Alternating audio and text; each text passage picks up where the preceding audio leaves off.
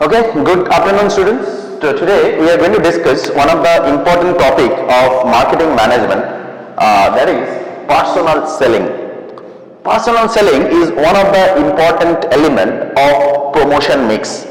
If you can remember the concept of marketing mix, what are the element of marketing mix? Major 4 P's, if you can remember.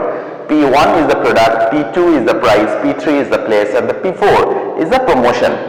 Under this promotion, there are several elements. What are those elements? Advertising, sales promotion, public relation, publicity, and personal selling and direct marketing as well. So we are going to discuss about that personal selling, that is one of the most important element of promotion mix.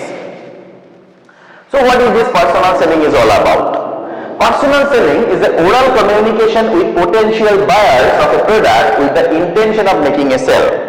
When we are interacting one-to-one basis, this is the salesperson, this is the customer, they are interacting with each other, and in the customer and salesperson is giving the presentation directly to the customer.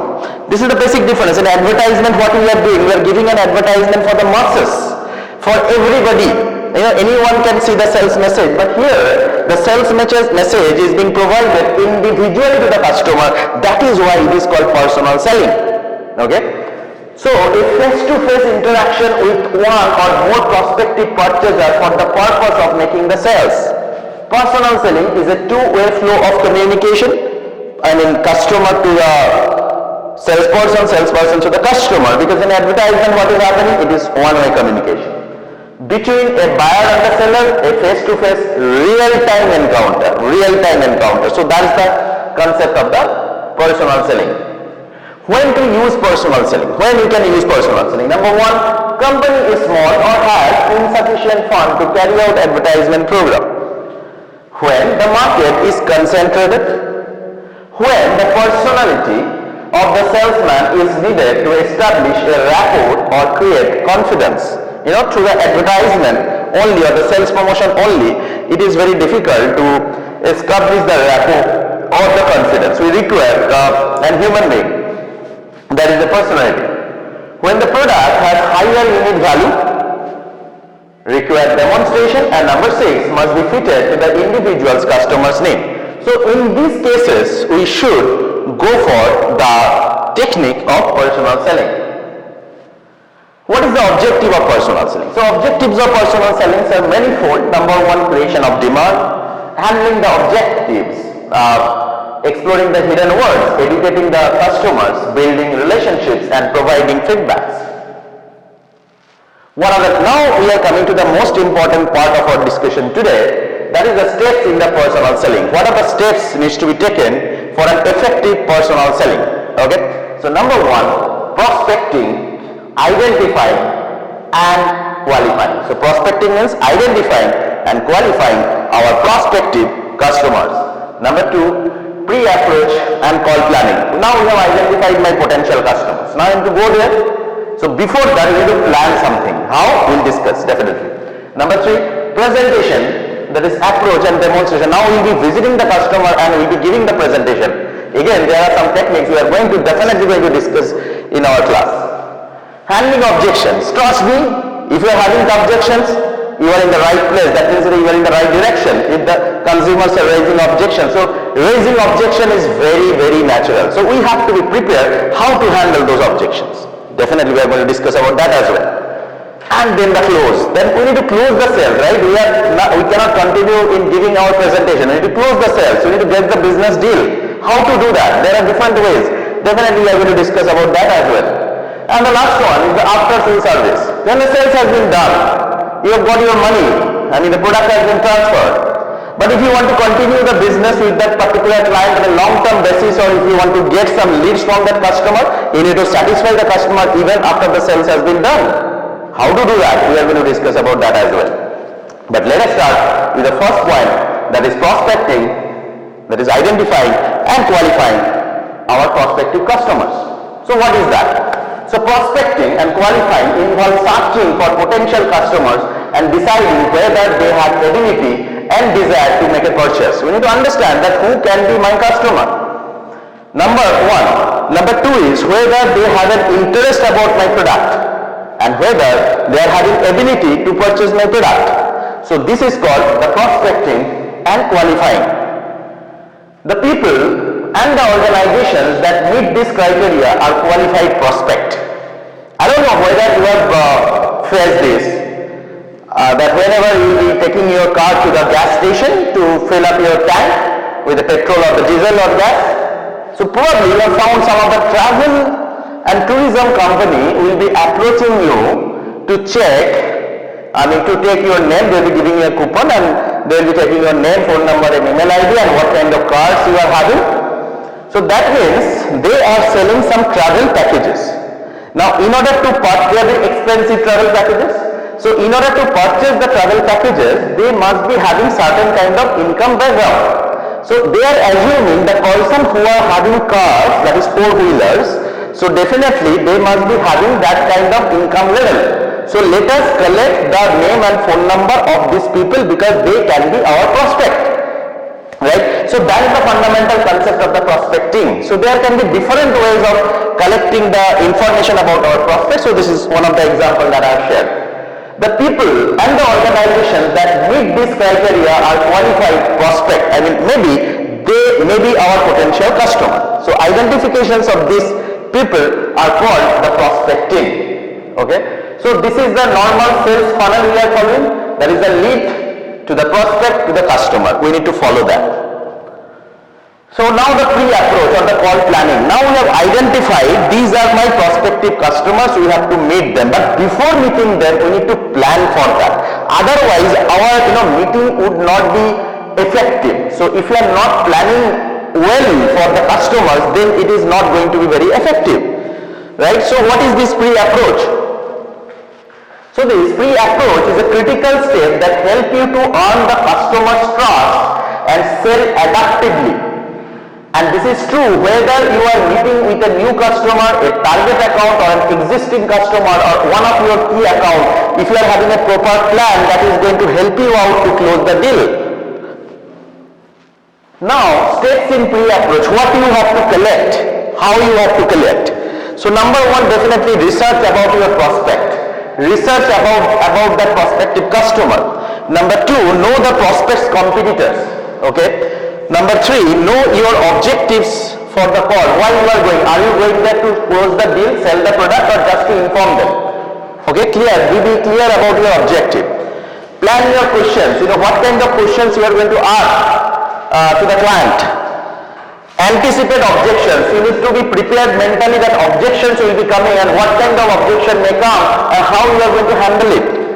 And don't over prepare. So don't be over preparing. Prepare definitely, that is very important, but don't over prepare. So that is the fundamental concept of the approach and the call planning. So before going to the customers, you should have a proper plan by following these points. Next, how to collect information about your prospect. Simple, Google the company and examine the website, check. You can find a lot of information about the company. Google the prospect, sometimes if maybe an individual customer who is not having a website, but most probably he is having a Facebook account, right? Check that. You will be getting a lot of information about that particular customer. Facebook, apart from Facebook, you can go to LinkedIn. Professional information, what is his qualification, where he is working, you will be getting a lot of idea, what are the activities he is doing. You will be getting a lot of information from his LinkedIn account. That is very, very important. Check the Twitter account. Okay? Even if it is a company, check the company's Twitter account. Company's press and the media releases page. Check that. What kind of information they are sharing. Competitors' press and the media releases as well. Like say for example, you are approaching A company and A company's competitor is B company. So check the B company's press releases also so that you can communicate well with A company because A is your client and A wants your advice or services in order to overtake B. So you have to have a clear idea about the B's business and the press releases as well. That's why I'm telling you, check the press releases and the media releases of company B as well, and check the the website, Twitter account, Facebook account, LinkedIn account of the company B as well, so that you can give a better advice. Financial statement is very important. You need to check. You can check about different blogs on the Facebook about the company and your prospect. So these are the major source of information because now we are living in the age of information. Getting information is not a big deal. You can be getting, but you need to search it. You need to research about it. But don't forget to research about your client before you are approaching them. Right? But now we need to understand that we need to identify the customer's need, because one of the major complaints about any kind of salesperson is that they talk too much, unnecessary. So if you have a very clear idea about the customer's need, what customers is actually looking for, so if you can come to the point very quickly, that will be helpful for you, that will be helpful for the customer as well. So it is better to have a very clear idea about the actual need of the consumer. Okay.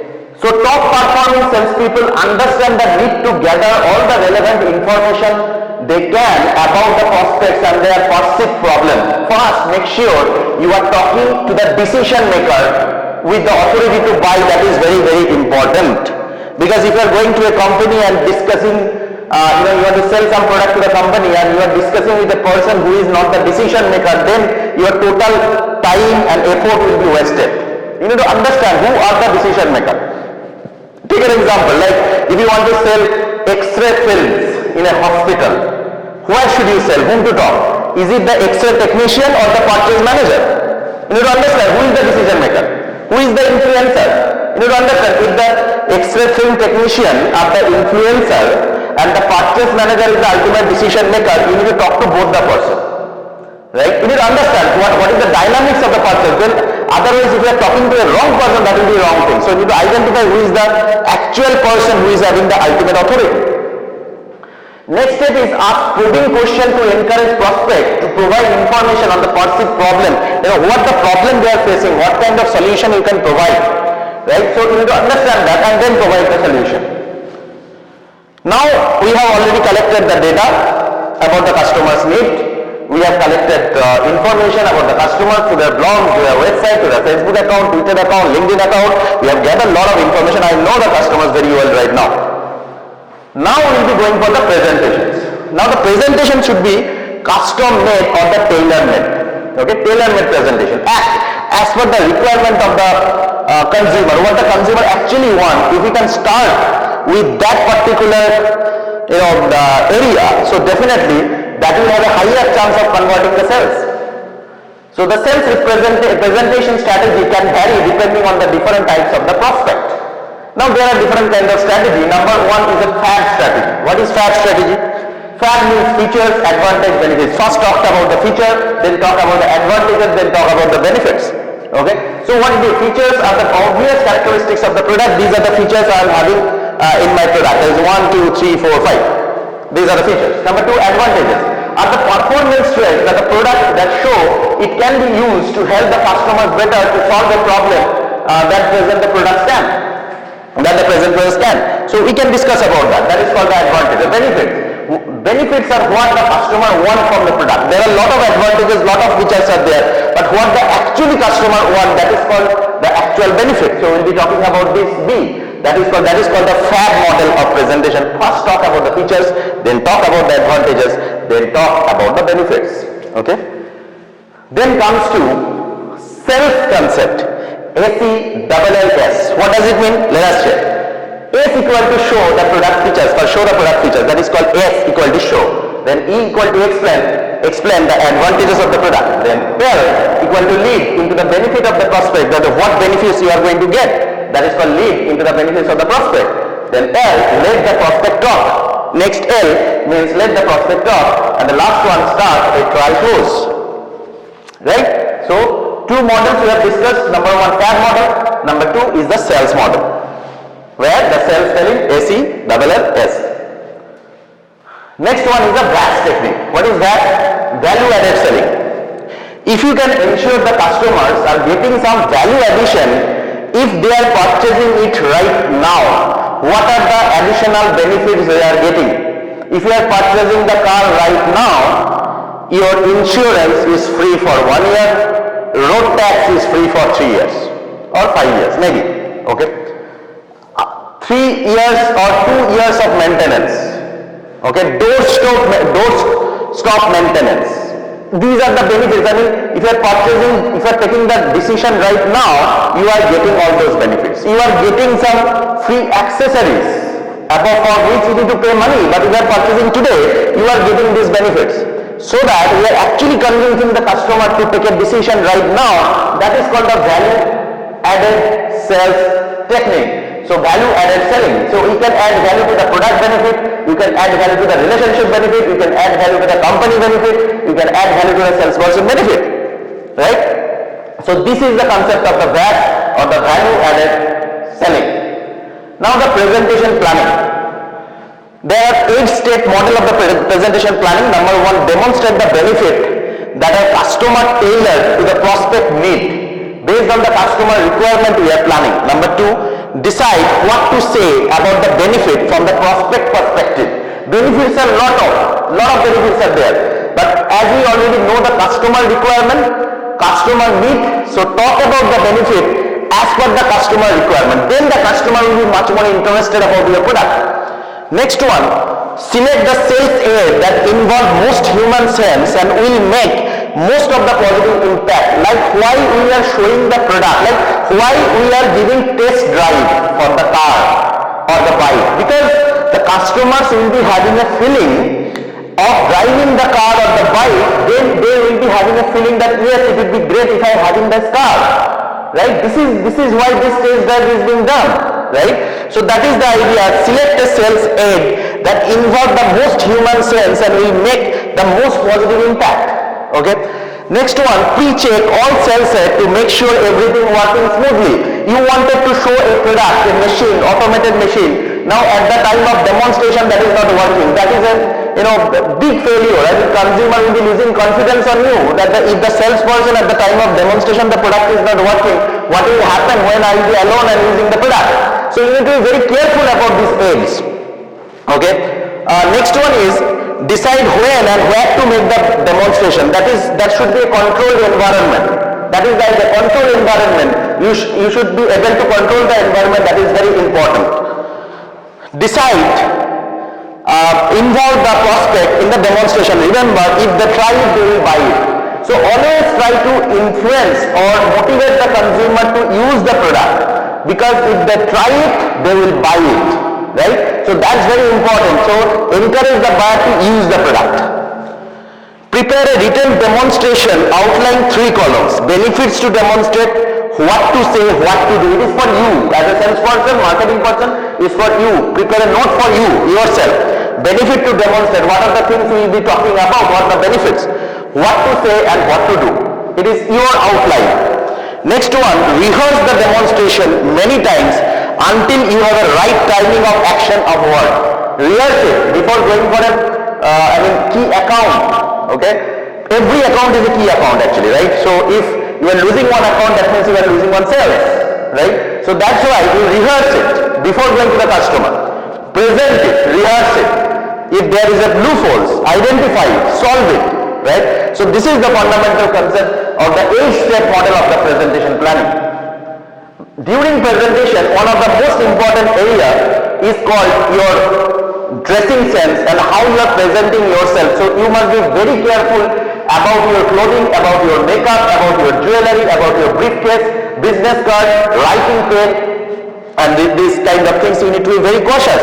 The kind of business card, because ultimately you are representing your company through your business card, your briefcase, your dress. So if that looks shabby, that means they will be creating a shabby image about your company, right? So that's why you must be very cautious about your clothing, your makeup, your jewelry, your briefcase, your business card and your writing pen. Okay? So an important part of the sales presentation is the salesperson's personal appearance. So you have to be careful about your personal appearance, because first impression is the last impression. If you are creating a very negative impression by your shabby clothing or the makeup or the jewelry or the briefcase or the business card or the writing pen, so that will be creating a long-lasting negative impression. So be careful about that, because it plays a very important role during the sales presentation. So these are again the sales presentation and the overall personal selling process is a long process. We will be discussing that. So today till now we have completed up to presentation. So thank you so much for attending or watching this content. We will be coming back shortly with some more interesting content. Thank you so much.